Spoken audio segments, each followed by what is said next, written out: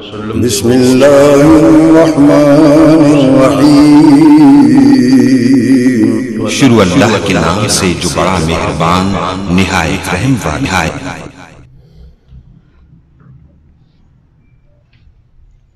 چونکہ کسی ایک صفت کا انکار جو ہے وہ کفر ہے۔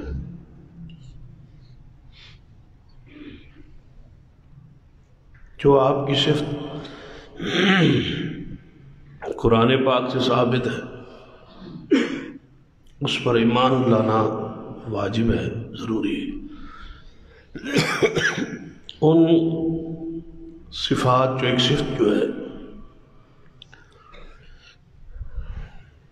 جس کا ذکر خیر، جس کی توضیح تفسیر گزشتہ 5 خطبات اندر بیان ہوئی، آج شاید کی روشنی اندر چند گزارشات آگے بڑھان کی کوشش کریں۔ سرور کائنات محمد رسول اللہ صلی اللہ علیہ وسلم سارے جہانوں کے لیے رحمت، یہ آپ کی صفت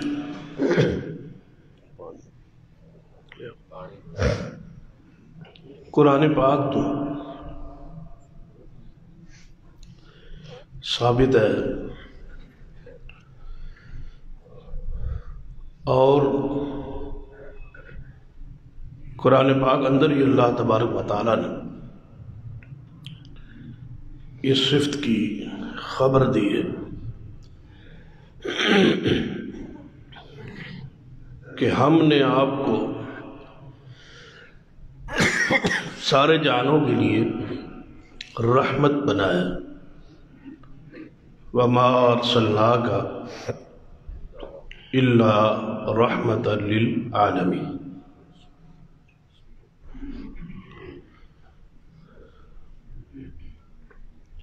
بندے لئی جہان کا جو آغاز ہے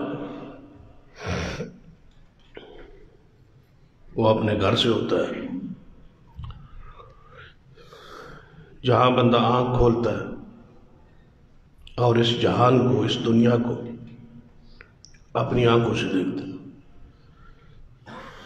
وہاں پر نبی علیہ السلام جو ہے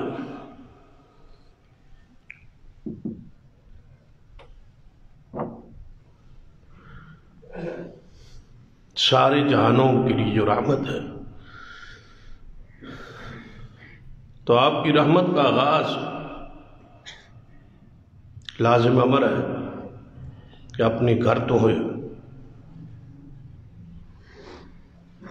کہ آپ کے گھر کی گواہیاں کیسی ہیں، گھر والے کیا کہہ رہے ہیں۔ یہ رحمت جو سارے جہانوں کے لیے ہے، ان میں سے آپ کا گھر بھی آپ ایک جہان میں موجود ہے۔ تو نبی علیہ السلام کی صفات کو پڑھیے اور سمجھیے اور سنیے، اور اس ارادے اور نیت نہ کہ اس پر عمل کیجیے۔ اصل بات عمل کی، وہ صفات کیا ہماری زندگی میں ان کا کوئی نمونہ موجود ہے؟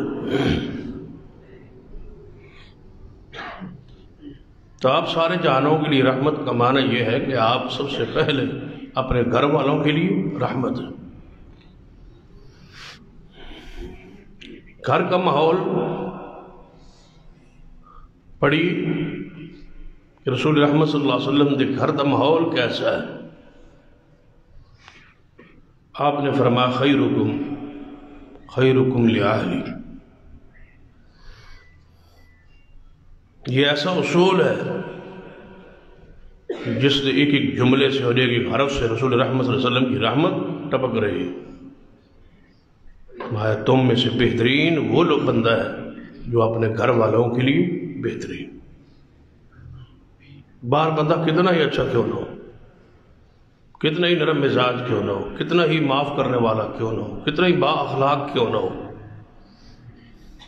اگر گھر میں یہ معاملہ نہیں ہے تو گویا یہ زہر اور بات الگ الگ. یہ بندہ دو رخی کا شکار ہے. اس کے دو منہ ہیں، باہر اور ہے، گھر کی حیثیت اور ہے. گھر والے اس سے تنگ ہیں، پریشان ہیں، دکھی ہیں. گھر والوں کے لیے وہ زحمت ہے اور باہر والوں کے لیے وہ نرم مزاج ہے اور رحمت ہے. رسول رحمت صلی اللہ علیہ وسلم اگر سارے جہانوں کے لیے رحمت ہے تو آپ کی رحمت سے سب سے پہلے فائدہ آپ کے گھر والوں اٹھایا.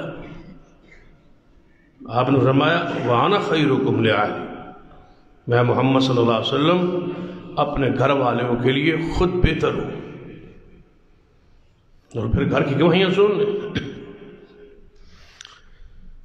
یعنی یہ حدیث پڑھ لیں، دل دماغ اندر بٹھا لیں کہ میں اپنے گھر والوں کے لیے بہتر ہوں. پھر گھر والوں کی گواہیاں لیں کہ جو رسول اللہ فرما رہے ہیں ایسے ہی. تو سیدہ عائشہ رضی اللہ تعالیٰ عنہ سے رسول اللہ صلی اللہ علیہ وسلم کی گواہی لے کہ آپ کیسے تھے. آپ نے فرمایا کہ گھر کے کام کاجوں میں محمد مصطفیٰ صلی اللہ علیہ وسلم میری مدد کرتے تھے، میرے ساتھ تھے. بکریوں کا دودھ خود دو کے لے آتے. اگر آپ کی جوتی مبارک کہیں ٹوٹ جاتی تو خود اس کو گانٹھنے بیٹھ جاتے. یہ رسول اللہ صلی اللہ علیہ وسلم کی سنت، آپ کی ادا ہے. ہماری یہ ساری خدمتیں ہم نے اپنی بیویوں کے سپرد کی ہوئی اور اس پر ڈانٹ ڈپٹ کرتے ہیں، اس پر سختی کرتے ہیں، اس پر ترشی اور خشک مزاجی گھر اندر دکھاتے ہیں. کپڑوں کے حوالے سے، جوتیوں کے حوالے سے، سیٹنگ کے حوالے سے. جبکہ رسول اللہ صلی اللہ علیہ وسلم اپنے گھر میں ایسے رحمت تھے کہ جوتی مبارک ٹوٹ گئی ہے خود گانٹ رہے، بکریوں کا دودھ خود دو رہے. گھر کے کام کاج میں رسول اللہ صلی اللہ علیہ وسلم ساتھ ساتھ ہے. تو یہ آپ کی رحمتوں کا فائدہ پہلے گھر والے اٹھایا. سیدہ عائشہ رضی اللہ تعالیٰ عنہ وہ مشہور حدیث جو صحیح البخاری وغیرہ میں پوچھا گیا کہ رسول اللہ صلی اللہ علیہ وسلم کہ گھر کے معاملات یا اخلاق کیسا ہے، تو سیدہ نے کیا جواب دیا تھا؟ کان خلقہ القرآن، کہ جو کچھ قرآن کہتا ہے وہ محمد مصطفیٰ گھر میں کرتے. اور اس کا معنی ابوالکلام آزاد رحمہ اللہ نے بڑا پیارا کیا. کان خلقہ القرآن کا معنی جو سید ابوالکلام آزاد نے کیا ہے وہ بڑا پیارا ہے. فرماتے ہیں کہ مجھے ایسے محسوس ہوتا ہے کہ اللہ نے دو قرآن بھیجے، ایک قرآن کتاب کی صورت میں اور ایک قرآن محمد مصطفیٰ کی صورت میں صلی اللہ علیہ وسلم، کہ آپ چلتا پھرتا قرآن ہے. جو کچھ قرآن کہتا ہے وہی کچھ محمد مصطفیٰ صلی اللہ علیہ وسلم. قرآن کی عملی تفسیر محمد مصطفیٰ صلی اللہ علیہ وسلم کی ذات ہے. وَمَا أَرْسَلْنَاكَ إِلَّا رَحْمَةً لِلْعَالَمِينَ. پھر سیدہ عائشہ رضی اللہ تعالیٰ سے پوچھ. آپ فرماتے ہیں کہ نبی علیہ السلام قربانی والے دن جب گھر گوشت آتا، تقسیم کا آغاز ہونے لگتا، تو آپ فرماتے خدیجہ جو میری پہلی بیوی فوت ہو چکی ہے، گوشت کی تقسیم کا آغاز ان کی سہیلیوں سے کرنا. یہ رسول اللہ تنبیہ فرما رہے ہیں، گھر میں تربیت فرما رہے ہیں. یہاں معاملہ الٹ ہے کہ ہم بیوی کو یہ کہتے ہیں کہ اب نکاح آپ کا رخصتی ہمارے گھر ہو گئی ہے، اب آپ کے پچھلے تعلقات، آپ کی سہیلیاں، آپ کے معاملات سارے ختم. ہمارا جس کے ساتھ آنا جانا ہے تیرا اس کے ساتھ آنا جانا ہوگا بس. یہ بد مزاجی ہے، یہ بد اخلاقی ہے. نبی علیہ السلام کی رحمت، آپ کی یہ نرمی، آپ کی یہ مساری، آپ کا انداز. بیوی فوت ہو گئی ہے، دنیا سے چلی گئی ہے، لیکن نبی علیہ السلام نے ان کے جانے کے بعد بھی اپنی اس بیوی کی سہیلیوں کا احترام کیا. تحفہ طائف کا سلسلہ ان کے ساتھ جاری رکھا ہے. وَأَنَا خَيْرُكُمْ لِأَهْلِي، میں اپنے گھر والوں کے لیے بہترین ہوں. پھر سیدہ خدیجہ کا وہ ابتدائی دور اس کو ذرا پڑھیں، جدوں آپ غار حرا سے آئے تھے اور پریشان تھے اور کمبل اڑا دو فرما رہے تھے، ضملونی ضملونی، تو اس وقت سیدہ خدیجہ کے جو الفاظ ہیں پوری سیرت رسول کا نقشہ ہے، پورے آپ کے اخلاق کا ایک نقشہ ہے، آپ کی رحمت کا ایک نقشہ ہے۔ کلا واللہ لا یخزیک اللہ ابدا، اے محمد صلی اللہ علیہ وسلم آپ کو اللہ ضائع کر دے، ایسا نہیں ہوگا، ہرگز نہیں ہوگا، ہرگز نہیں ہوگا۔ جو خوبیاں آپ میں ہیں وہ اللہ کی زمین میں کس میں موجود ہیں؟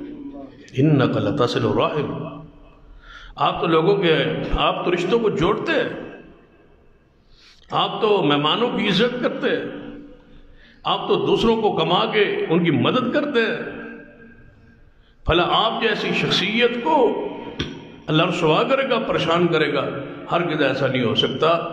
تو سیدہ خدیجہ نے یہ سیرت کے چند جو پہلو، آپ کی خوبیاں، آپ کی رحمت، آپ کے اوصاف جو بیان کیے، یہ نبوت کے اعلان سے پہلے کے، یعنی اعلان تو نبوت کا آج ہو رہا ہے نا، وہی تو آج آ رہی ہے، جبریل تو آج ہے، پریشان تو آج آپ ہو کے غار حرا سے آئے، کمبل اڑا دو مجھ پہ، کمبل اڑا دو۔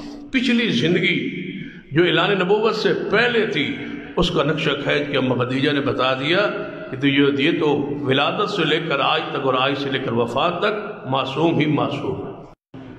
پوری سیرت چند جملوں میں سیدہ کائنات نے بیان کر دی، وَأَنَا خَيْرُكُمْ لِأَهْلِي، میں اپنے گھر والوں کے لیے بہترین ہوں۔ آپ کی رحمت کے پہلے جو پرتو ہیں وہ آپ کے گھر پر ہے۔ بیویوں سے پوچھی، گھر تشریف لاتے ہیں، فرمایا السلام علیکم یا اہل البیت، اے میرے گھر والوں تم پہ اللہ کی سلامتی اور رحمت۔ یہ انداز ہے رسول اللہ کے گھر کے داخل ہونے کا۔ تو ذرا اپنے انداز پہ غور کیجیے، نماز پڑھ کے جب واپس جاتے ہو تو گھر داخل ہونے کا انداز کیا ہے؟ نہ بچے محفوظ، نہ بیوی، نہ گھر والے محفوظ، زبان پہ سختی اور ماتھے پر جو تیوری چڑھی ہوئی ہے، یہ رسول اللہ کی رحمت کے خلاف ہے، یہ آپ کی سیرت کے خلاف ہے۔ آپ تو گھر داخل ہوتے ہو، یہ بیویوں کو سلام کر رہے، یہ محبت بھرا یہ انداز، یہ رحمت بھرا انداز محمد مصطفیٰ صلی اللہ علیہ وسلم تو سیکھ۔ وَمَا أَرْسَلْنَاكَ إِلَّا رَحْمَةً لِلْعَالَمِينَ، گھر داخل ہو رہے سلام کر رہے، اور ساری بیویاں بیٹھی اکٹھی ہو گئی۔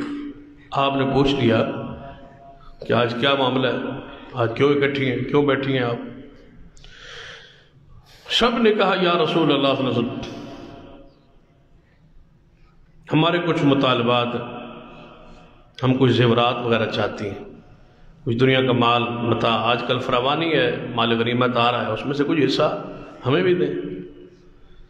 تو نبی علیہ الصلوۃ والسلام نے ڈانٹا نہیں، تلخی کی ہے نہیں، ازواج مطہرات کی ان کو کوئی ایسی سختی کی ہے نہیں، اخلاق اور نرم دلی اور شفقت اور مہربانی اور رحمت کا انداز لگائیے۔ آپ نے وہ انداز اختیار کیا ہے جو رحمت بھرا ہے۔ فرمایا میرے گھر میں دنیا کا مال کا مطالبہ، آپ نے اپنے بستر کو 1 مہینے کے لیے علیحدہ کر لیا، فرمایا میں آپ کے ساتھ نہیں رہوں گا۔ یعنی تلخی کا انداز، ناراضگی کا انداز، غصے کا انداز، اس کا اظہار، اس کا طریقہ، نہ گالی ہے، نہ گلوچ ہے، نہ ترشی ہے، نہ سختی ہے، نہ خشکی ہے، نہ ماں اور بہن کو گالی ہے۔ کیا فرما رہے ہیں؟ میں 1 مہینہ آپ سے علیحدہ رہوں۔ یہ رسول اللہ صلی اللہ علیہ وسلم کا انداز جو ہے، یہ جو آپ نے ان سے اعلان کی ہے، علیحدگی کی ہے، یہ رسول اللہ صلی اللہ علیہ وسلم کی رحمت کا انداز دیکھ لیں، غصے کے اظہار کا انداز دیکھ لیں۔ جس کا غصہ اتنا پیارا ہوگا تو اس کے پیار کی انداز و کیفیت کیا ہو۔ نبی علیہ الصلوۃ والسلام کو پڑھی، سیرت کے قریب ہم نہیں جاتے، سیرت پڑھتے ہی نہیں۔ نبی علیہ الصلوۃ والسلام کی سیرت، احادیث جب پڑھیں تو ان کو سیرت کے انداز میں لیں کہ یہ رسول اللہ کی سیرت ہے، یہ اس ہستی کی صورت ہے جس کی سیرت ہمارے لیے نمونہ بنے۔ نبی علیہ الصلوۃ والسلام کی رحمت دیکھنا ہے تو بیٹی کی پرورش کے انداز سے دیکھو۔ نبی علیہ الصلوۃ والسلام تو پہلے حالت کیفیت کیا تھی؟ بچی پیدا ہو جاتی تو ماتھے پر تیوری چڑھتی اور پریشان ہوتی، چہرے کا رنگ فق بدل اور سیاہ ہو جاتا، ہائے میرے گھر بچی پیدا ہو۔ اور آج کیا یہ جاہلیت کا وہ انداز ہمارے معاشرے میں موجود نہیں؟ بچے کی خوشی ہوتی ہے، بچی کی خوشی نہیں ہوتی۔ بہت سارے لوگ بچوں کا عقیقہ کرتے ہیں، بچیوں کو چھوڑ دیتے ہیں۔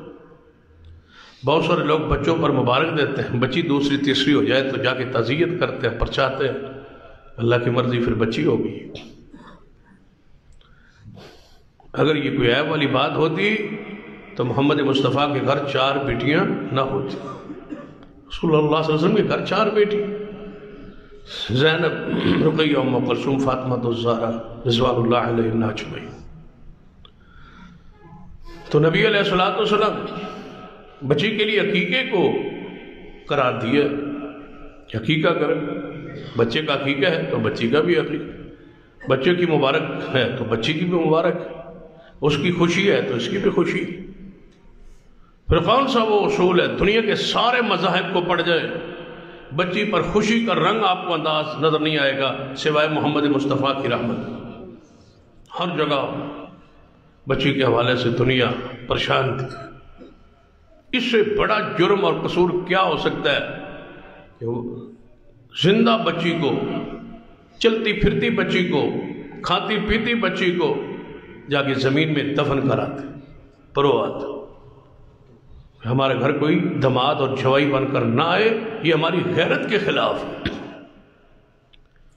آج عورتیں اسلام اور دین اور شریعت پر طنز کرتی۔ تم نے وہ زمانہ دیکھا ہوتا کہ جس وقت تمہیں پرویا جاتا تھا زمین میں، دفن کیا جاتا تھا زمین میں، تمہارے والدین پریشان ہو کے چہرے سیاہ ہو جاتے تھے کہ بچی کیوں پیدا ہو گئی ہے۔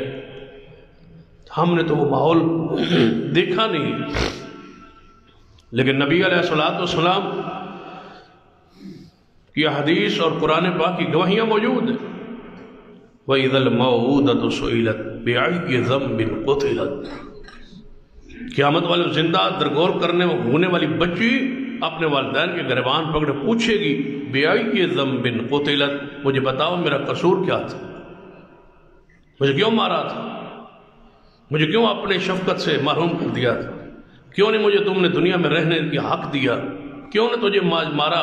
میرے والدین آج مجھے جواب دیں، بِأَيِّ ذَنبٍ قُتِلَتْ، پوچھے گی، سوال ہوگا۔ تو اگر آج بچی پر عقیقہ ہے، آج بچی پر خوشی ہے، آج بچی پر مبارک ہے، آج بچی کی حیثیت موجود ہے، اس کے حقوق، اس کی وراثت کا تعین موجود ہے، تو یہ محمد مصطفیٰ کی رحمت مصطفیٰ نہ ہوتی، اللہ کی قسم جو حالت کیفیت آج عورتوں کی ہو رہی کہ کوئی صابن کی ٹکیا بھی نہیں بکتی جب تک اس پر عورت کی تصویر نہ ہو، کوئی کمپنی، کوئی محکمہ، کوئی کمپنی وغیرہ نہیں چلتی جب تک اس میں عورتیں موجود نہ ہوں۔ کہاں تمہاری حیثیت اور کہاں یہ حالت اور کیفیت اور یہ گندگی اور غلاظت کہ تم چوکوں چوراہوں پر یا کرسیوں پر یا دفتروں میں بیٹھ کر تمہیں زمانہ دیکھے، اور کہاں وہ گھر کا ماحول جہاں تمہیں اللہ نے عزت اور حفاظت بخشی تھی۔ تم نے رحمتوں سے فائدہ نہیں اٹھایا۔ مائیں بہنیں بیٹیاں غور کرے، تم نے رحمتوں سے فائدہ نہیں اٹھایا۔ تم دوبارہ اس ضلالت اور گمراہی اور دلدل میں اور بے حیائی میں جانا چاہتی ہو جو اسلام سے پہلے تھی۔ پھر بتاؤ مصطفیٰ کے آنے کا تجھے فائدہ کیا ہو؟ تم نے فائدہ کہاں اٹھایا؟ تم نے رحمتوں کو کلوز کر کے لپیٹ کے رکھ دیا کہ ہمیں یہ نہیں چاہیے، ہمیں آوارگی چاہیے، ہمیں نہیں چاہیے، ہمیں بے پردگی چاہیے، ہم نے زمانے کے ساتھ چلنا ہے۔ کاش تم اسلام کے ساتھ چلتے، زمانے کو بدل دیتے، حالات ماحول کا مقابلہ ہوتا، وہ سیدہ کائنات اور ازواج رسول اور بنات رسول اور صحابیات کے دور کی یاد تازہ ہوتی۔ حدیث میں آتا ہے کہ نبی علیہ الصلوۃ والسلام جا رہے ہیں گلی میں، صحابہ بھی ساتھ، آگے عورتیں بھی، تو عورتوں کا مردوں کا گلی اندر اختلاط ہو رہا ہے، ایک دوسری ٹکر ہو رہی ہے، یہ چل رہی ہیں تو گلی تنگ ہے اس میں. آپ نے فرمایا عورتوں تمہیں چاہیے تھا کہ تم گلی کے ایک سائڈ اور ایک کنارے پہ چلتے تاکہ تمہارا ٹکراؤ مردوں سے نہ ہوتا. تمہاری یہ مٹ بھیڑ جو مردوں کے ساتھ ہو رہی ہے یہ نہ ہوتی. لکھا ہے حدیث میں جب رسول نے یہ فرما دیا اس کے بعد مدینے کی عورتوں کی حالت کیفیت تھی کہ دیواروں کے ساتھ ایسے لگ کے چلتی, کبھی کبھی کپڑے جو ہیں وہ دیواروں کے ساتھ الجھ جاتے لیکن کبھی رسول اللہ کی نافرمانی نہیں کی. یہ انداز تھا. انہیں رحمت کا پیغام ملا تو اس رحمت کا فائدہ اٹھایا, پھر اس سے محفوظ رہی, بے حیائی سے وہ دور رہی. نبی علیہ السلام نے کیا عورت کے بارے میں یہ حکم نہیں دیا کہ جو عورت 5 وقت نماز پڑھے, ماہ رمضان کے روزے رکھے اور زکوٰۃ جو ہے اگر اس پر ہے تو وہ ادا کرے, اطاعت کی شوہر رب کی اطاعت کرے, تو میں محمد صلی اللہ علیہ وسلم ضمانت دیتا ہوں وہ قیامت والے دن جنت کے جس دروازے چاہے داخل ہو جائے. یہ محمد مصطفیٰ صلی اللہ علیہ وسلم کی راہ.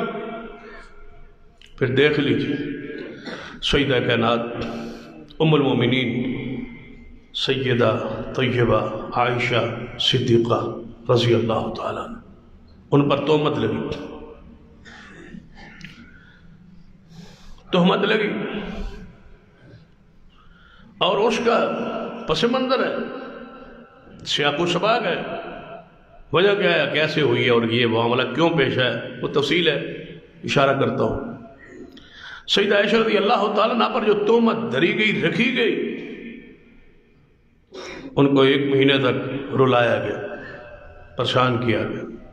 رسول اللہ پریشان, امی عائشہ پریشان, صدیق کا سارا گھرانہ پریشان تھا.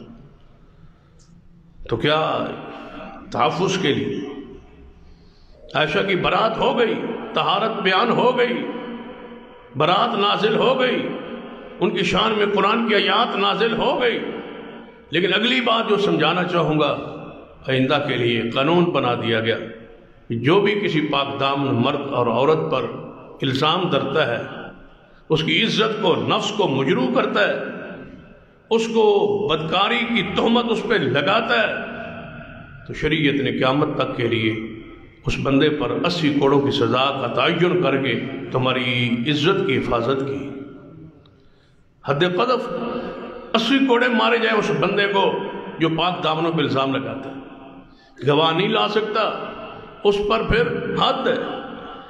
کوڑے اس کے لگ رہے, اس نے الزام زبان سے دھرا ہے, پورے وجود پر اس کے کوڑے برس رہے ہیں. یہ کس کی رحمت ہے, یہ کس کا تحفظ ہو رہا ہے, یہ کس کی عزت کو بچایا جا رہا ہے, یہ کس کی غیرت کو محفوظ کیا جا رہا ہے. تمہاری حفاظت کے لیے اسلام دوسرے مجرم کو 80 کوڑے لگائے اور تم اسلام پر باز کرو. اسلام تمہیں رحمت کا پیغام دے رہا ہے کہ تمہاری عزت, تمہارا وجود پاک صاف تب رہ سکتا ہے جب اس پر قوانین شریعت کے حد موجود ہو. لیکن آج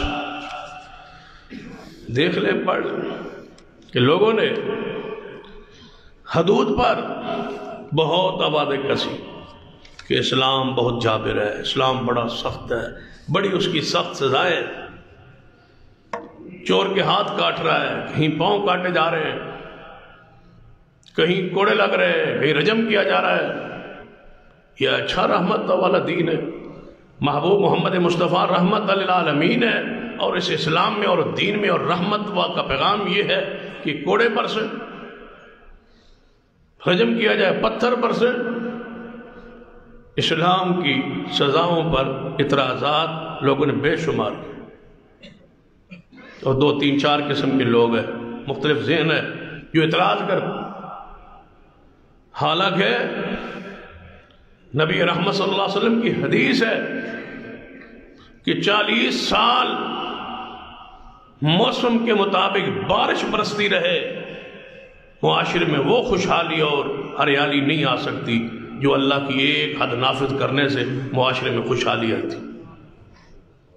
ہر بندہ خوشحال ہوتا ہے, کرتی بلائیں جو ہیں وہ ٹل جاتی, تباہ کن جو حادثات ہیں ان سے بندہ محفوظ رہتا ہے. موسم پہ بارش ہوتی ہے, بچاؤ یہ محمد مصطفیٰ صلی اللہ علیہ وسلم کے دین کی رحمت ہے یا نہیں کہ رحمت کی بارش ہو رہی ہے؟ ایک حد کے نفاذ پر جس ملک میں حدود نافذ ہوں وہاں پھر ہریالی ہوتی، جہاں حدود نافذ ہوں وہاں امن ہوتا، جہاں حدود نافذ ہوں وہاں عزت محفوظ ہوتی، جہاں حدود نافذ ہوں وہاں بندے کھلے دروازوں سو جاتے ہیں، انہیں کوئی پرواہ نہیں ہوتی کہ میرا مال کہاں پڑا ہے، پتہ ہے کہ یہاں حدود کا نظام قائم و دائم ہے۔ یہ محمد مصطفیٰ صلی اللہ علیہ وسلم کی راہ ذرا بتایا جائے کیا ایک شخص کو ایسی بیماری لگ گئی ہے جس بیماری کے بڑھنے کا اور موت کا خطرہ ہے، لیکن ڈاکٹرز یہ کہتے ہیں اس کا آپریشن کرا لیا جائے، اس کی ٹانگ کاٹ دی جائے، اس کا ہاتھ کاٹ دیا جائے تو اس کی جان بچ جائے، وگرنہ ساری جان سے ہاتھ دھو بیٹھے گا۔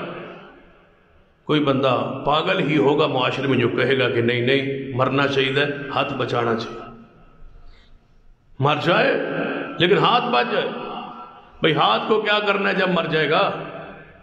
پاؤں کو کیا کرنا ہے جب مر جائے گا؟ اس انگلی کو کیا کرنا ہے جب بندہ مر جائے گا؟ ہر سیاڑا سمجھدار بندہ ہے کہ انگلی کاٹ دو، وہ پاؤں کاٹ دو، وہ جگہ کاٹ دو، بندہ تو بچ جائے، جان تو بچ جائے۔ تو پھر مجھے بتاؤ جب معاشرے کا ایک عنصر، ایک جز گندا ہو جائے، بے حیائی اور فحاشی پھیلائے، تو کیا باقیوں کی حفاظت کے لیے، باقیوں کی عزت کے لیے، باقیوں کی بقا کے لیے اس بندے کو کاٹ دینا، اس عضو کو کاٹ دینا ضروری ہے یا پورے معاشرے کو موت میں دھکیل، اس پورے معاشرے کو تباہ کر دے؟ پہچان اسلام بتعارف رشتوں کی پہچان ختم ہو جائے، ماں بہن بیٹی قسطیں چوکوں چرہوں میں لوٹی جائیں، یہ بہتر ہے یا کسی ایک انسان کا، مجرم کا ہر اجتماع میں پتھروں سے پارش کر کے اسے رجم کر کے باقی سارے معاشرے کو گناہوں سے بچا لینا؟ مجھے بتاؤ دونوں میں سے بہتر کو؟ پھر کہتے ہو نا کہ نفع مند اگر علاج ہے ادھر شفا ہوندی ہے تو وڈی تکلیف تو بندہ بچ جائے تو اور کیا چاہیے؟ کسی بڑی مصیبت سے بچ جائے، چھوٹا سا درد تکلیف ہو جائے، آپریشن ہو جائے، کوئی کٹ جائے اس، لیکن جسم جان بچ جائے تو یہ بہتر ہے۔ تو پھر اس پہ اعتراض کیوں ہے اعتراض اس پر؟ کیا رسول اللہ نہیں فرمایا کہ دنیا کی یہ تکلیف، یہ عذاب آخرت کے عذاب کے مقابلے میں انتہائی ہلکا ہے؟ ایک بندہ شراب پیتا ہے، وہ مر جاتا ہے، اس کو جہنم کی سزا ہوتی ہے۔ اگر دنیا میں وہ اپنے آپ کو حد کے حوالے کر دے، عدالت کے حوالے کر دے، 40 کوڑوں سے اگر جہنم کی آگ سے بچ جائے، بتا اور کیا چاہیے؟ بڑی مصیبت سے، بڑے دکھ سے، بڑی بیماری سے، بڑے عذاب سے، بڑی تکلیف سے ہلکی کو قبول کرنا، یہ عقل کے مطابق؟ دیکھیں کہ ایک بندہ رجم پتھر لگ جائے اور مر جائے، یہ بہتر ہے اس سے کہ ہمیشہ جہنم کی آگ میں جلتا رہے۔ تو عقل یہی کہتا ہے، کتاب و سنت کا پیغام یہی کہتا ہے کہ دائمی بیماری سے بہتر ہے کہ نوا بخش علاج کرا کے اس بیماری سے بچ جائے۔ ایک بندہ کہتا ہے اسلام میں سزائیں سخت ہیں، دوسرا کہتا ہے وحشیانہ سزائیں ہیں، نعوذ باللہ، اسلام ایڈے سخت ہے۔ تو پھر بتلاؤ کیا دنیا میں جو قوانین بنائے گئے ہیں وہاں سزائیں نہیں رکھی؟ دنیا کا ایک ملک بتایا جائے جس کے قانون میں سزا نہ ہو، وہ کافروں کا ملک ہو، مسلمانوں کا ملک ہو، کسی مذہب کا ملک ہو، مجوسی ہوں، داریے ہوں، کافر ہوں، سکھ ہوں، کوئی مذہب سے حامل لوگ ہوں، مجھے بتاؤ وہاں سزاؤں کا تصور ہے یا نہیں؟ اگر وہ سزائیں دی جا سکتی ہے تو مجھے بتاؤ جو اللہ نے تجویز کی ہے ان میں ظلم کیوں ہے، ان میں زیادتی کیوں؟ یا تو کہو سزا ہونی نہیں چاہیے، پھر جیلیں توڑو، جیلیں ختم کر دو، قید ختم کر دو، بامشقت جیل ختم کر دو، بامشقت قید ختم کر دو۔ اگر یہ قید میں رکھنا ہے تو پھر وہ سزا کیوں نہیں دیتے جو اسلام نے مقرر کی؟ کہ بندہ کہتا ہے نہیں سزا واشیان ہے، سخت ہے. تم بندوں کے خالق ہو، تم بندوں کو مالک ہو، تم نے بندوں کو پیدا کیا ہے یا اللہ نے پیدا کیا؟ جب اللہ تعالیٰ کہتا ہے کہ وَلَكُمْ فِي الْقِصَاصِ حَيَاتٌ يَا أُولِي الْأَلْبَابِ، اے عقل والو، جو سزائیں ہم نے رکھی ہے، جو قصاص ہم نے رکھا ہے، اس میں تمہاری زندگی ہے. اگر تمہیں عقل ہے آپ بتاؤ میں ان کی بات مانوں یا رب کی جس نے بندے کو بنایا ہے؟ وہ کہتا ہے وَلَكُمْ فِي الْقِصَاصِ، بدلے میں، قصاص میں، حدود میں تمہارے لیے زندگی ہے. اللہ کہتا ہے زندگی ہے، یہ کہتا ہے موت ہے. اللہ کہتا ہے پورے معاشرے کا بچاؤ اس میں ہے، اور یہ کہتے ہیں اس پر نہیں. انہیں ماننے کے لیے تیار نہیں. کیا اسلام جبر کرتا ہے؟ ذرا ایک حدیث پہ غور کرتے ہیں.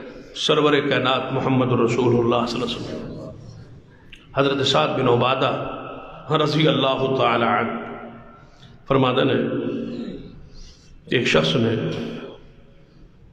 بدکاری کر تو نبی علیہ الصلوۃ والسلام کو اطلاع پہنچی کہ فلاں فلاں بندے نے یہ گناہ کر لیا. گرفتار ہوا، پکڑا گیا، حضور کے پاس لایا. تو نبی علیہ الصلوۃ والسلام نے اس حالت کیفیت کو دیکھا نا تو صحابہ کرام بتایا یا رسول اللہ یہ تو بالکل بیچارہ بیمار ہے، اپاہج ہے. ٹھیک ہے اس پر شیطانیت کا غلبہ شیطنت کا ہو گیا، وہ گناہ کر بیٹھا ہے لیکن ہے بڑا کمزور. اس کی سزا جو ہے نا وہ کوڑے. اگر اس کو یہ 100 کوڑا لگتا ہے نا یہ نہیں بچے گا، یہ نہیں بچے گا، 100 کوڑا نہیں کھا سکے. غیر شادی شدہ گناہ ہو گئے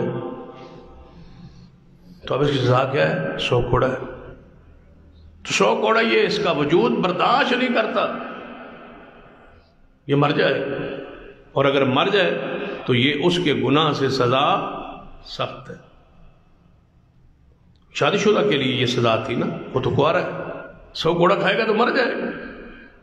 تو نبی علیہ السلام نے کیا فرمایا کہ اس کو 100 کوڑے مارو؟ نہیں. وَمَا أَرْسَلْنَاكَ إِلَّا رَحْمَةً لِلْعَالَمِينَ.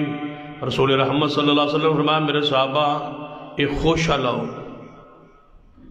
لکڑیوں کا نا ایک کھجور کا خوشہ لاؤ تے گنو جہدے وچ 100 تنکا ہوئے، 100 تیلا ہوئے، ہکو ماری مارو، اللہ اس نے گناہ کو معاف کر دے. کہاں ہے جبر؟ کہاں ہے سختی؟ کئی ایک واقعات ہیں جہاں نبی علیہ السلام نے سزا کو نرمی کی طرف لائے. فرما حد بھی پوری ہو جائے، اس کی جان بھی بچ جائے.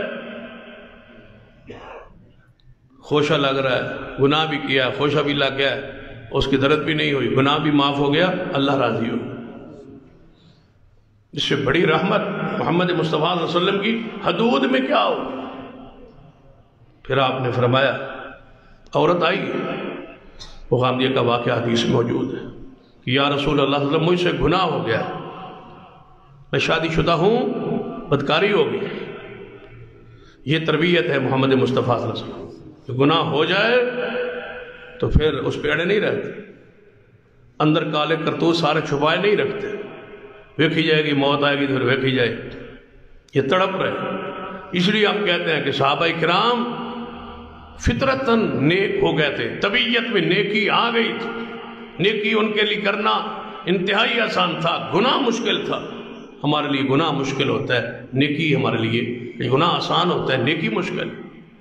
صحابہ کرام کی فطرت اسلام میں ڈھل گئی تھی. یا اس طرح سمجھ لے کہ یہ اللہ تعالیٰ کا طے شدہ معاملہ تھا، تقدیر ان پر غالب آ گئی. اگر وہ ان سے گناہ نہ ہوتے تو اسلام ان پر نافذ نہ ہوتا.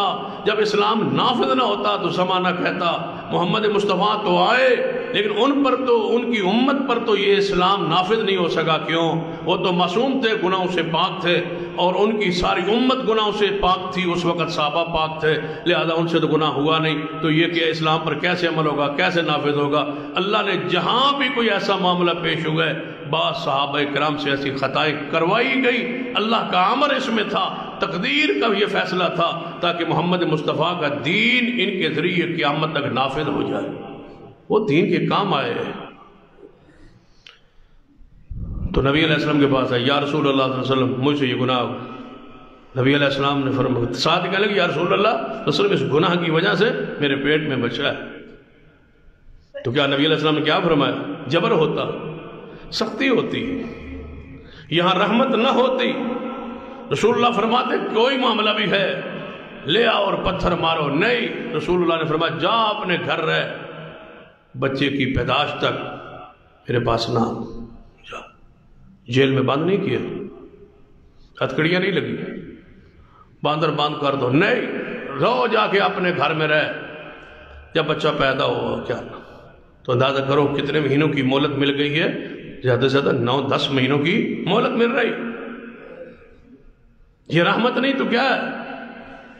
بچہ پیدا ہو گیا، پھر آئیے یا رسول اللہ صلی اللہ علیہ وسلم وہ بچہ پیدا ہو گیا تو لہذا اب مجھ پہ سزا لائی، مجھے پاک کیجئے اس گناہ سے، کہیں موت نہ آ جائے۔ تو نبی علیہ السلام نے کیا فرمایا؟ جا اس بچے کو دودھ پلا، اس کو کون سنبھالے گا تیرے بعد، جا اس کو دودھ پلا۔ چھوڑ دیا رسول اللہ نے، پھر دودھ پلا رہی۔ اب دودھ کی عمر جو ہے، مدت جو ہے، اس پہ ذرا غور کر، کتنی سہولت ملی ہے، گرفت میں بھی نہیں ہے، اپنے گھر میں آزاد ماحول میں وہ اس کو پلا رہی ہے دودھ، ساتھ خوراک کھلا رہی ہے، خارجی خوراک، روٹی شوٹی دے رہی ہے اس کو، تاکہ جلدی جلدی میرے دودھ کا محتاج نہ رہے اور روٹی یہ کھانے لگ جائے تاکہ مجھ پہ پتھر لگ جائے۔ ہم تو بھاگتے ہیں قانون سے، وہ تو قانون کے حوالے کر رہے ہیں اپنے آپ۔ اس کے پیچھے وہ تزکیہ نفس ہے جس کے لیے محمد مصطفیٰ تشریف لائے، وہ یزکی، دل کو پاک کر دیا، صاف کر دیا۔ یہ جو اس کا روٹی کھلانا ہے نا، روزانہ بچے نو روٹی پڑھانی تے عادی بنانا تے انہوں کھلانا، یہ کیا ہے؟ یہ وہ جذبہ ہے کہ جلدی ہو مجھے پتھر لگے۔ روٹی کھوانی رہی، جب روٹی کھانے لگ گیا نا تو پھر ایک دن نال لے آئے بچے نو تے روٹی کو دے ہاتھ پڑھائی۔ یہ سارا طریقہ کیوں کر رہی ہے؟ روٹی ساتھ میں دینے کی ضرورت کیا ہے؟ کہہ سکتی تھی، نہیں، بچے کو روٹی پکڑائی ہے، ساتھ لے کے آئی، یا رسول اللہ اے ویکھ لو روٹی کھان لگ پیا جے، ہن میرے تے پتھر مارو۔ نبی علیہ السلام فرمایا بھائی بچہ ہے سنبھال لو، کوئی ساتھی کفارت اپنے ذمہ لے لے اور اس کو جا کے پتھر مارو۔ ہم تو کسی غلطی خطا ہو جائے تو معاف کے لیے تیار ہی نہیں بھائی، اب سوال ہی پیدا نہیں ہوتا۔ آپ کا کوئی گناہ، کوئی غلطی، کوئی عیب، کوئی نقص کسی کے علم میں آ جائے تو سو گناہ آج کیا، توبہ بھی آج کر لی، گناہ آج کر لیا، توبہ بھی آج ہی کر لی، لیکن اللہ کے ہاں تو تمہاری توبہ ہو گئی، لیکن بندے نہیں معاف کرے، روزانہ اس کو پچھاڑے۔ کیا پتا وہ مر بھی جائے تو ایسا ایسا تھا، بھائی توبہ کر کے مرا ہوگا، جس عمل کی آر دلا رہے ہو یہ توبہ کر چکا ہے، گناہ کر تمہارے علم میں آ گیا، توبہ تمہارے علم میں نہیں ہے، تم اتنا تو کہہ دو کہ اللہ اس کو معاف کر دے، زبانیں روکو۔ جانتے ہو اصول التائب من الذنب کمن لا ذنب لہ، جو گناہ سے توبہ کر لے وہ ایسے ہے جیسے اس نے گناہ کیا ہی نہیں۔ بھائی گناہ تو تم نے دیکھ لیا، سن لیا، فلاں نے بتایا، فلاں بندے عیب ہے، نقص ہے، توبہ کا بتایا آپ کہ اس نے توبہ کر لی۔ توبہ کا معاملہ اس بندے اور اللہ کے درمیان ہے، تو پھر تم کیوں نہیں معاف کرتے؟ تم کیوں نہیں چپ رہتے؟ یہ عورت پتھر کھا رہی، پتھر کھاتے کھاتے حضرت خالد رضی اللہ تعالیٰ عنہ یا حضرت عمر، دونوں میں سے ایک صحابی ہیں، راوی کو غالباً شک ہے ان میں سے کون سا ہے، تو پتھر مارا تو اس کے خون کا فوارہ نکلا اور خالد کے رضی اللہ تعالیٰ عنہ کے کپڑوں پہ آ گرا۔ کس کے دوران؟ زنا کی حد کے دوران، پتھر مارنے کے دوران۔ تو سیدنا خالد نے کیا کہا؟ یہ کیسی عورت ہے؟ اب ایک عورت بدکارہ تھی اور اس کے جسم کا خون میرے آپ پہ آ پڑا ہے۔ سن لیا کس نے؟ وَمَا أَرْسَلْنَاكَ إِلَّا رَحْمَةً لِلْعَالَمِينَ، یہ جملہ رسول رحمت نے سنا، آپ نے فرمایا خالد برا نہ کہو، نہ کہو اس کو برا، نہ اس طرح کہو خالد۔ بھائی وہ اس عورت کو برا کہنے کی اجازت نہیں دی جس سے گناہ ہوگا، رجم ہو رہی ہے، پتھر لگ رہے ہیں، رسول اللہ نے فرمایا نہیں برا نہ کہو، تم کیا جانو اس کی توبہ کا معاملہ کیا ہوا۔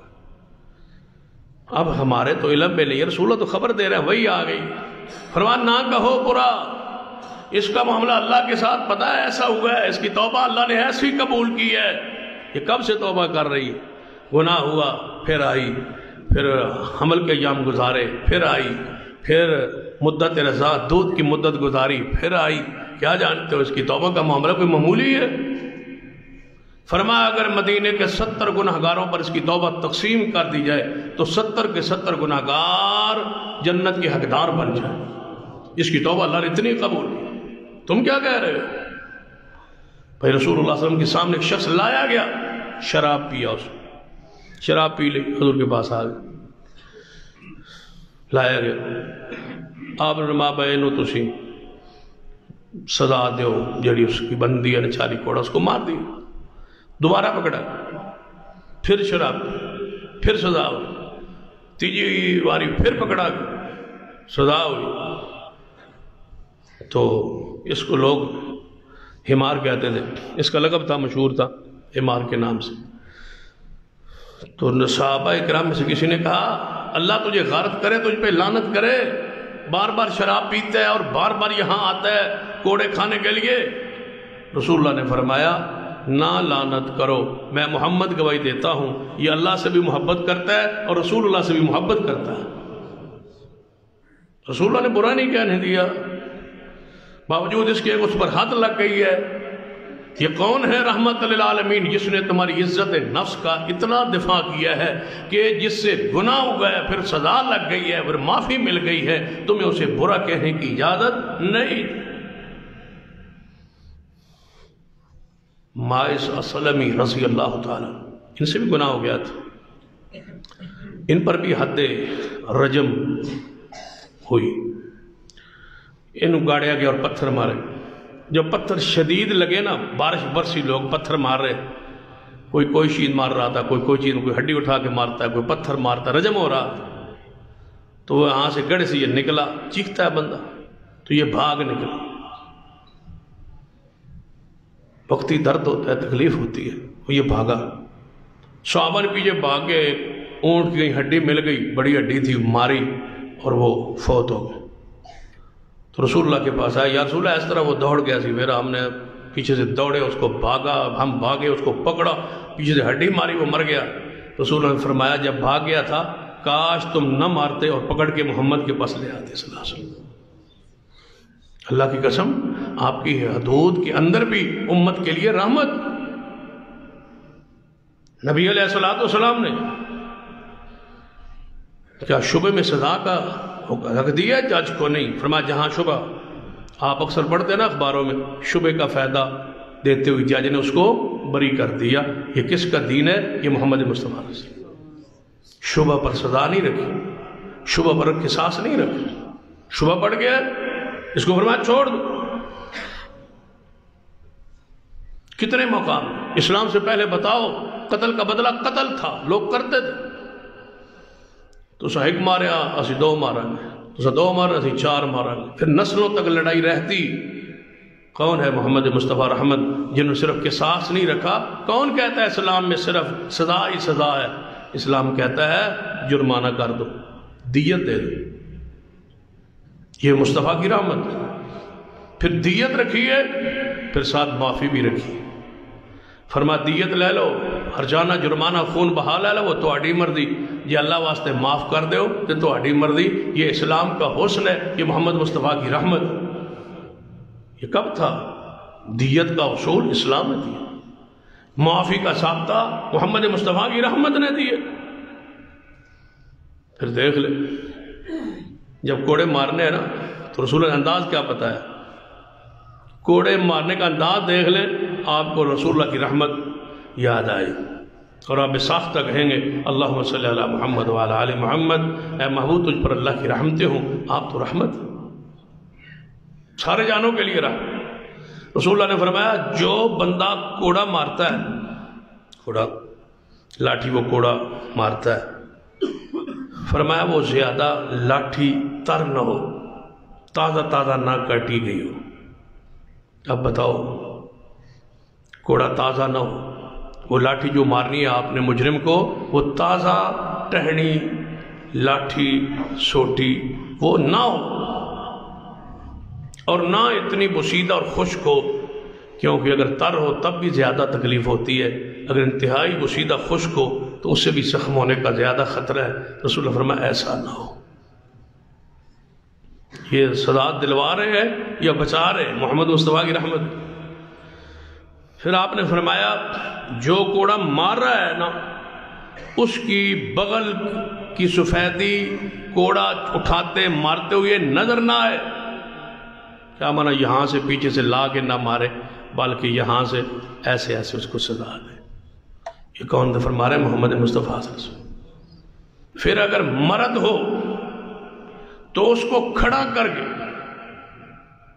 کے سزا دینی ہے۔ آپ نے کوڑے مارنے پھر اس کو کھڑا کر۔ یہاں تو استاد الٹا لٹکا دیتے ہیں کہ میں الٹا لٹکا کے الٹا لٹا کے مارے۔ بھائی اس نے کوئی چوری کی ہے، حد کوئی لگا رہے ہیں آپ، حد میں لٹا کے الٹا لٹکا کے مارنا منع ہے، اور تم سبق نہیں یاد کرنے پر کسی شرارت پر بچوں کو وہ سزا دے رہے ہو جس کا شریعت میں حد کا انداز بھی نہیں۔ فرمایا ہاتھ اس طرح کھڑا کر کے نا، عورت ہو تو بٹھا کے دونوں پیروں پہ بٹھا کے، مرد ہو تو کھڑا کر کے۔ پھر آپ نے فرمایا سر پر چوٹ نہ لگے، چہرے پہ نہ مارنا، اس کی شرم گاہ پہ نہ مارنا، ہر ایسے نازک جگہ سے بچانا جہاں اس کے زخم ہونے کا اندیشہ ہو۔ زخم کرنا مقصود نہیں ہے، صرف عبرت دلانا مقصود ہے۔ یہ محمد مصطفیٰ صلی اللہ علیہ وسلم کی رحمت۔ پھر آگے دیکھو، سزا خود ساختہ سزا جو ہے، ہمارے معاشرے خود ساختہ سزاؤں کے قائل جو بنائی جا رہی ہیں، جیلوں کی اور دیگر سزائیں۔ قرآن کہتا ہے اللہ الہ الخلق والعامر، مخلوق اللہ کی، ان پر امر بھی کس کا؟ اللہ کا۔ مخلوق اللہ کی ہے، سزا تم تجویز کرو، کیوں؟ ہر چیز جو بنانے والا ہے، کمپنی جو بناتی ہے وہی اس کے سارے معاملات کو بہتر جانتی ہوتی ہے۔ وہ کہتے ہیں با کسی اور کے نہیں، ہمارے ساتھ رابطہ کرنا، یہ اس کی پرہیز ہے، یہ اس کی چیز ہے۔ بنائی اللہ نے مخلوق ہے، سزا آپ تجویز کر رہے ہیں۔ مخلوق اللہ کی، مخلوق تمہاری ہے کہ تم سزا بناؤ، تم تجویز کرو۔ سزا اللہ کی طرف سے تجویز ہو کے جو آئی ہے اور جو طے ہو کے آئی ہے وہی سزا ہے، اس میں رحمت ہے، اسی میں بچاؤ ہے اور اسی میں امن ہے۔ لیکن یہاں سزا اپنی مرضی کی بنائی جاتی ہے۔ آپ کے علم میں ہوگا کچھ مہینہ ڈیڑھ دو پہلے ہمارے ملک میں جناح بالجبر کی سزا کا تعین کی۔ وزیر اعظم کی خواہش ہے، وہ کہتا ہے کہ میرا دل کرتا ہے کہ سزا ہو، جو جناح بالجبر کرتا ہے اس بندے کو نامرد کر دیا جائے۔ یہ یعنی سزا کی وہ تجویز کر رہے ہیں۔ اسلام نے کیا کیا؟ غیر شادی شدہ ہے، سو کوڑا ہے، سلال کے لیے جلا وطنی ہے، شادی شدہ ہے تو اس کو رجم کر دیا۔ یہ کہتا ہے کہ نہیں رجم نہیں، وہ نہیں ماننی جو اسلام کی، جو دین کی ہے، جو شریعت کی ہے۔ بھائی اسے جان چھوٹے وہ مر جائے، رجم کر دو، سزا رکھ دی ہے، اسلام نے مقرر کر دی، نہیں جیتا رہے لیکن نامرد ہونا چاہیے، اس کو نامرد بنا دیا۔ یا کیجیے یہ سزا رجم سے بھی سخت ہے، اور یہ اللہ کی سزا سے سخت کسی کو حق حاصل نہیں ہے کہ رب کی سزا عائد کردہ، تجویز کردہ، نازل کردہ کے اندر رد و بدل کرے۔ کیا اس کو ہمیشہ کے لیے اس کی نسل کشی نہیں؟ کیا ایک شادی شدہ ہے، غیر شادی شدہ بندہ ہے، 100 کوڑا اسلام دیتا ہے، لیکن وہ زنا بالجبر میں آپ کو پکڑا گیا تو آپ کو سزا دینا وہ جو شریعت نے مقرر کی۔ اب کہتے ہیں کہ نہیں اس کو نامرد بنا دیا جائے، تو بتائیں کہ یہ نسل کشی نہیں، ہمیشہ کے لیے وہ بندہ مفلوج ہو گیا، مردانگی اس کی ختم ہو گئی ہے۔ وہ عورت کے قابل نہیں رہا، اس کی نسل کو آپ نے ختم کر دیا، تو بتاؤ اس بندے کو زندہ رہنے کا کیا لطف رہ گیا ہے، یا زندگی کا کیا فائدہ ہے جس میں اس کی نسل آگے نہیں بڑھ سکتی؟ یہ ظلم ہے یا اسلام کی بیان کردہ سزا میں ظلم؟ اور پھر دیکھ لیں اسلام کا یہ معنی نہیں، لوگ کہتے ہیں پھر وہ دیکھو نا جی چوری کرے تو ہاتھ کٹتے ہیں، عقلی بات ہے نا، چوری کی کس کے ساتھ؟ ہاتھ کے ساتھ، تو لہذا ہاتھ کٹ جائے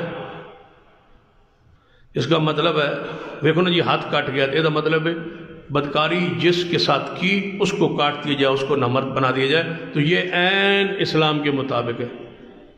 نعوذ باللہ، اسلام کے عین مطابق کہا ہے؟ چوری کی ہے نا ہاتھ سے، چوری بندہ پیر نہ کرنا جائز ہے، کسی طرح سونا پہ دو بندہ پیر رکھ لے، ہاتھ تک کٹن تو بچاؤ، پیر نہ کر لو، وہ پاؤں سے بھی کر لے، کسی کو کہہ دے تب بھی سزا تو ہاتھ ہی ہے نا، پھر چوری تو ہاتھ سے نہیں ہوئی۔ یہ کہاں کا اصول ہے، کہاں کا فلسفہ ہے؟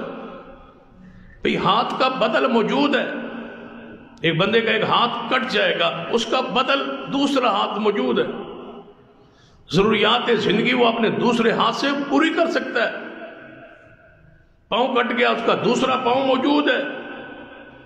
مجھے بتاؤ جب بندہ ایک مردانگی اس کی ختم ہو گئی، مجھے بتاؤ اس کا متبادل آپ کے پاس کیا ہے؟ اسلام پر اعتراض کرتے ہو اور اپنی سزا کا تجویز کردہ اس کو کہتے ہو یہ ہمارے عقل کے مطابق ٹھیک ہے، اسلام کو کیوں نہیں قبول کرتے؟ رسول رحمت صلی اللہ علیہ وسلم کی رحمتوں کو کیوں نہیں قبول کرتے؟ ہاتھ کٹے گا تو عبرت ہوگی، زمانہ دیکھے گا بھائی اس کا ہاتھ کٹو، کیا ہوا بھائی اس نے چوری کی، مقصد تو عبرت دلانا ہے، مقصد تو اس کی رسوائی نہیں ہے زیادہ، یہ ہے کہ اس کو عبرت دلانا ہے اور معاشرے میں دوسروں پر عبرت سبق بن جائے کہ یہ اس کا ہاتھ کٹا چوری کی وجہ سے، ہم کریں گے تو ایسا ہوگا، یعنی اس کی زہری سزا اس کو دی ہے جس سے دوسروں عبرت پڑ۔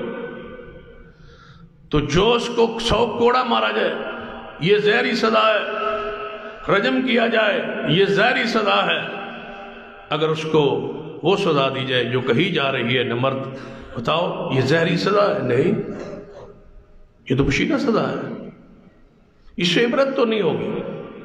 معاشرے میں اس کی طرف سے کوئی جہاں بھی یہ جائے آئے کوئی پتہ نہیں ہوگا کہ اس کا کون سا جرم ہے، کون سا اس نے جرم کیا ہو۔ اسلام پھر دیکھ لیجیے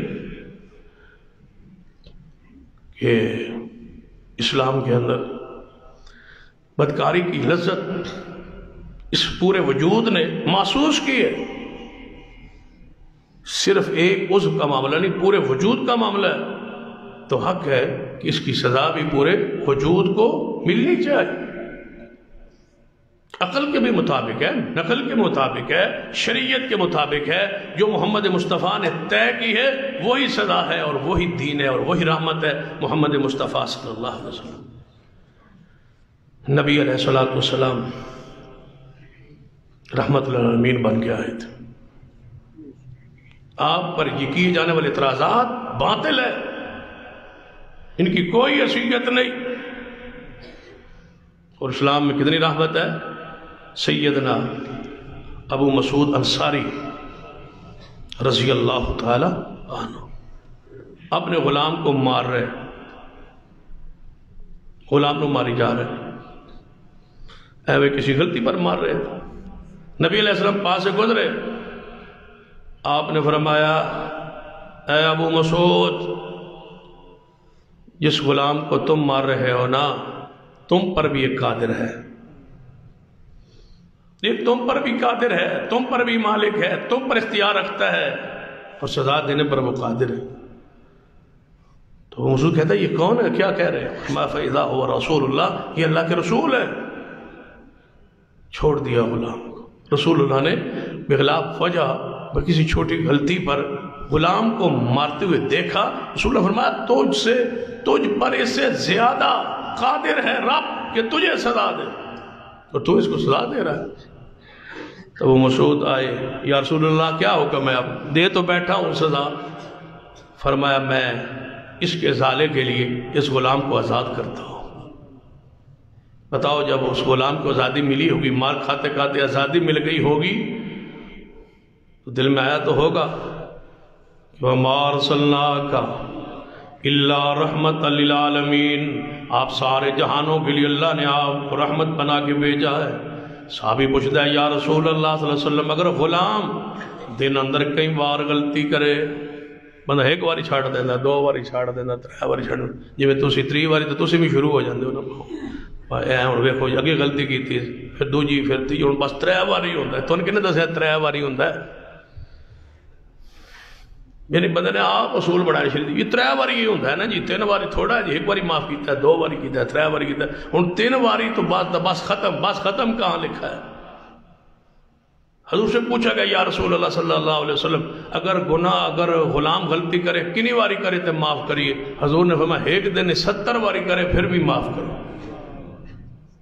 ایک دن میں 70 مرتبہ غلطی کرے غلام، بیوی، بچہ، کوئی بھی ہو، اس کو معاف کیجیے۔ معافی رحمت ہے مصطفیٰ کی۔ سیدہ کائنات اماں جی عائشہ رضی اللہ تعالیٰ فرماتے ہیں حضور جب دنیا سے جانے لگے نا تو آپ کا سر مبارک میری گود میں سی نہ لایا، حضور دے ہونٹ مبارک ہل رہا سن تو میں نیما ہو کے سنیا کی فرما دے کہ آخری جملہ ہی ایسی وَمَا مَلَكَتْ أَيْمَانُكُمْ وَمَا مَلَكَتْ أَيْمَانُكُمْ، غلاموں کا خیال رکھنا، ماتحتوں کا خیال رکھنا۔ حضور کی زندگی کا آخری جملہ یہی تھا، ماتحتوں کا بھائی جب موت آ رہی ہو تو کیا کون یاد تھے؟ غلام، ماتحت، سکرات کی حالت کیفیت میں 13 دن کا بخار ہے، بخار 2 مردوں کے برابر ہے، تکلیف کی شدت ہے، کنووں کا پانی منگوا کے ڈالا جا رہا ہے، تپش سیدہ کائنات محسوس کر رہی ہے، ہاتھ لگایا نہیں جا سکے، اتنی تپش ہے حضور کے وجود اطہر میں، لیکن فرما کیا رہے ہیں جاتے جاتے غلاموں کا خیال رکھ۔ ان تکلیفیں جب بندے نو اپنے معاملات، یہ تو رسول اللہ ہے، امت کا خیال، مہربانی، شفقت، غلاموں کے ماتحتوں کا خیال رکھنا۔ آپ دیکھ لیں سیدنا واشی رضی اللہ تعالیٰ صحابی رسول، یہ وہ ہے جس نے سیدنا امیر حمزہ کو قتل کیا تھا، شہید کیا تھا میدان احد۔ جب رسول اللہ صلی اللہ علیہ وسلم مکہ فتح کر کے آئے نا تو یہ دوڑ گیا تھا طائف کی طرف، میں نے حضور نے معاف نہیں کرنا، میں تو چاچے نو قتل کیتا ہے۔ پھر طائف جا کے پتہ چلا، وہاں سے سردار کچھ حضور کے پاس آ رہے تھے، لوگوں نے ترجمان بنا کے بھیجا جاؤ حضور سے مذاکرات کرو۔ تو واشی کہنے لگے میں بھی نال ہی چل پاؤں، سنیا سی بقاصدوں کو محمد مصطفیٰ کچھ نہیں کہتے، میں بھی ساتھ آ گیا۔ جو ہی میں نبی علیہ السلام کے سامنے آیا نا تو رسول اللہ صلی اللہ علیہ وسلم فرمایا تو واشی ہے؟ جی ہاں یا رسول اللہ۔ تو نے مارا تھا میرے چاچا کو؟ جی یا رسول اللہ۔ فرمایا ذرا میری نظروں سے اوجھل نہیں ہو جاتے، پیچھے نہیں ہٹ جاتے، ذرا میرے سامنے تو آ رہا ہے اور مجھے چاچا یاد آ رہا ہے، لیکن محبوب تیری عظمت پہ قربان نے پھر بھی اس کے اسلام کو بھی قبول کیا اور اس کو معاف بھی فرما دیا۔ میرے چہرے سامنے نہ آیا کر، لیکن واشی دل میں تڑپتے تھے کہ میں نے بڑا سپہ سالار مارا ہے، سیدنا امیر حمزہ کو شہید کیا، سید الشہداء کو میں نے شہید کیا ہے، اور یہ مجھ پر بہت بڑا بوجھ ہے اور بھار ہے۔ اسلام قبول کر لینے کے بعد، حالانکہ اسلام قبول کرنے کے بعد پچھلے گناہ سارے معاف ہو جاتے ہیں، لیکن اس کے باوجود فرماتے میرے دل پر بوجھ تھا اور میں چاہتا تھا مجھ سے کوئی اللہ ایسا کام لے کہ میں کوئی بڑا کافروں کا امام ماروں تاکہ رسول اللہ خوش ہو جائے۔ وقت آیا، مسیلمہ قذاب جھوٹے نبی کو سیدنا واشی نے قتل کر کے محمد مصطفیٰ صلی اللہ علیہ وسلم کی ختم نبوت کے جھنڈے کو لہرا دیا تھا۔ رسول رحمت صلی اللہ علیہ وسلم نے اس حالت میں اس کو معاف کیا۔ آخری بات جو ہے سیدنا عمیر بن وہب رضی اللہ تعالیٰ کے بارے میں، یہ بیت اللہ میں بیٹھے تھے، مسلمان نہیں تھا، بیٹھے تھے۔ صفوان بن امیہ کافروں کا سردار تھا، یہ اس کے پاس بیٹھا تھا، بیت اللہ اندر حتیم والی جگہ پہ بیٹھے تھے۔ دونوں تھے، تیسرا بندہ کوئی نہیں، دونوں پروگرام بنانے لگے۔ عمیر مقروض تھا، صفوان بن امیہ کا مقروض تھا۔ اس نے کہا یار میرے کو قرضہ ادا نہیں ہونا، قرضہ ہی تیرے کو میں نہ لے چکا کہ میرے کو تو ادا نہیں ہوتا، کوئی معافی کی صورت نہیں ہو سکتی۔ صفوان کہنے لگا تو مدینے جا کے محمد مصطفیٰ کو قتل کرا، سارا قرضہ معاف کر دوں۔ یہ تو اتنے پکڑیا بھی گیا نا بعد تو تیرے گھر دے والا دا سارا خرچہ بھی ساری زندگی ادا کرتا رہا۔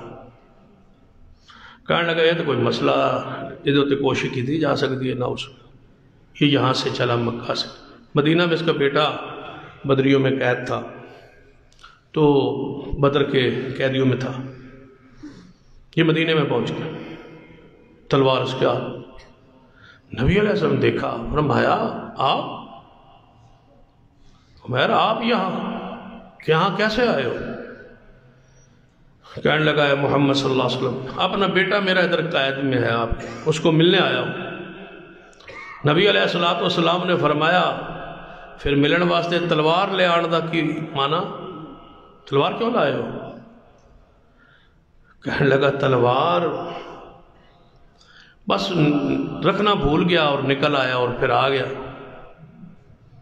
نبی علیہ السلام نے فرمایا اچھا سچ کہہ رہے ہو؟ کہنے لگا یہ سچ کہہ رہا ہوں۔ فرما حتیم میں بیٹھ کے صفوان سے کیا باتیں کر کے آئے ہو؟ قرضہ معاف کروا کے گھر والا کا خرچہ ذمہ اٹھوا کے محمد کو مارنے آئے ہو؟ بس وہ اہنی گل تھی تو پیرٹو زمین نکل گئی۔ کہنے لگا ہے محمد صلی اللہ علیہ وسلم آپ کو یہ کس نے بتلایا؟ میں اور صفوان دونوں تھے، تیسرا کوئی بندہ نہیں تھا، ان کے اور میرے درمیان یہ معاملہ تھا، ان کو میں وہاں چھوڑ آیا، یہاں آ گیا، آپ کو کس نے بتلایا؟ یقین تو پہلے ہی تھا لیکن اب یقین جو ہے میرے آنکھوں کے سامنے ساری بات واضح ہو گئی ہے، تواڈے نبی ہونے سے کوئی شک نہیں۔ رسول اللہ نے بتا دیا، آپ پر وہی آ گئی، جبریل آئے، پیغام آیا، ساری ترتیب جب حضور نے بتلائی نا، کہنے لگا محمد صلی اللہ علیہ وسلم مجھے کلمہ پڑھا دیجیے، مسلمان ہو گئے، مسلمان ہو کے واپس آنے لگا۔ حضور نے فرمایا تھا بیٹا بھی چھاڑ دو، اس کا بیٹا بھی چھوڑ دو، بیٹا بھی چھوڑ دو۔ آپ نے فرمایا ہے عمیر سن لو، آج سے پہلے مجھے خنزیر سے زیادہ تم ناپسند تھے، آج کے بعد تم محمد کو اپنے بیٹوں سے بھی زیادہ پیارے ہو۔ واپس چلے مکہ کی طرف، کسی نے آ کے بتلا دیا صفوان وہ تیرا یار جڑا عمیر ہے وہ مسلمان ہو گیا۔ کہتا ہے سارا زمانہ ہو جائے، اس کو پتا سی نا وہ میرے ساتھ قرضے کی معاملات طے کر گیا، سارا زمانہ محمد کا غلام بن جائے، وہ نہیں ہو سکتا۔ جب وہ واپس مکہ میں آئے صفوان دوڑا، کہتا کیا بنا؟ کہنا میں محمد پر ایمان لے آیا ہوں، آپ تو اللہ کے سچے نبی، آپ تو رحمت للعالمین ہے۔ تبھی قرآن پاک نے فرمایا فَبِمَا رَحْمَةٍ مِّنَ اللَّهِ، اے محبوب صلی اللہ علیہ وسلم فَبِمَا رَحْمَةٍ مِّنَ اللَّهِ لِنْتَ لَهُمْ، یہ آس پاس آپ کے لوگ جو آئے بیٹھے، فَبِمَا رَحْمَةٍ مِّنَ اللَّهِ لِنْتَ لَهُمْ، یہ آپ کے آس پاس جو جم گھٹا لگا ہوا ہے صحابہ کرام کا، اگر آپ رحمت للعالمین نہ ہوتے، اگر آپ نرم دل نہ ہوتے اور غم گسار نہ ہوتے، محبوب آپ کے پاس آ کے کوئی نہ بیٹھتا۔ وَلَوْ كُنْتَ فَظًّا غَلِيظَ الْقَلْبِ لَانفَضُّوا مِنْ حَوْلِكَ، آپ کے پاس کوئی نہ بیٹھتا۔ یہ نرم دلی ہے، محبت ہے، مٹھاس ہے، رحمت ہے کہ لوگ آپ کے پاس جب واپس جاتے ہی نہیں بلکہ گھر میں سکون ہی نہیں آتا، بھوک لگتی ہے تو محمد مصطفیٰ کو دیکھنے آ جاتے۔ یہ رحمت ہے آپ کی، وگرنہ ساڑھے گھر ایسا ہوتا ہے نا، بندہ پرانی عمر ہو جائے، وڈیرا ہو جائے تو پھر بندہ آتا میرے کو پوتے نہیں بہندے، میرے کو پوتیاں نہیں بہندیاں، میرے کو پتر نہیں بہندے، یہ کیوں نہیں بہندے؟ تھوڑی زبان ذرا چیک کرو، کیوں نہیں بیٹھتے؟ بندہ ہوئے مٹھاس والا، بندہ ہوئے اخلاق والا، بندہ ہوئے محبت کرنے والا، بندہ گالی اور فوش بک بک نہ کرنے والا ہو، سوال ہی پیدا نہیں ہوتا کہ سارے بچے آس پاس نہ بیٹھے۔ اپنی خشکی پر، اپنی بدمزاجی پر، اپنی کرختی پر غور کیا کرے، ان کو نہ گلا دے۔ فَبِمَا رَحْمَةٍ مِّنَ اللَّهِ لِنْتَ لَهُمْ، اگر آپ نرم دل نہ ہوتے، پیارے نہ ہوتے، صاحب اخلاق نہ ہوتے، رحمت للعالمین نہ ہوتے، آپ ہم گسار نہ ہوتے، محبوب آپ کے پاس آس پاس آ کے کوئی نہ بیٹھتا۔ یہ محمد مصطفیٰ صلی اللہ علیہ وسلم کی نرم دلی ہے کہ صحابہ کرام فرماتے ہیں یا رسول اللہ صلی اللہ علیہ وسلم ایتے ببیت اور کیفیت، گھر جائیے تھے اور کیفیت، گھر پہنچنے پھر محمد مصطفیٰ کو دیدار کرنے کو جی چاہتا ہے۔ آپ اتنے رحمت، حیوان، انسان، کوئی زمانے میں ایسی چیز نہیں ہے جو محمد مصطفیٰ کی رحمت سے مستفید نہ ہو اور آپ کسی کے لیے رحمت نہ ہو۔ انشاءاللہ اندجوں میں اس سے آگے چلیں گے۔ اقول قولی ھذا واستغفر اللہ لی ولکم ولسائر المسلمین وآخر دعوایا الحمدللہ۔